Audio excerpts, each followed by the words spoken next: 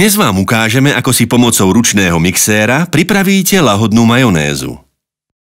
Potrebujeme na to horčicu, vajce, citrónovú šťavu, cukor, morskú soľ, biele korenie a slnečnicový olej.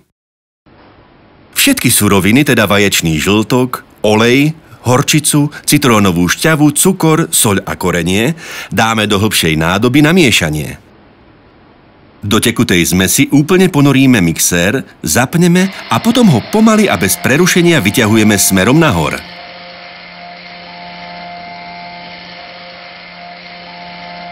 Suroviny sa ihneď spoja a majonéza je hotová. Podľa potreby ju môžeme zmeniť napríklad na koktajlovú omáčku aioli alebo remuládu. Skúste si to! Ďalšiu inšpiráciu, tipy, triky a recepty nájdete na našich webových stránkach.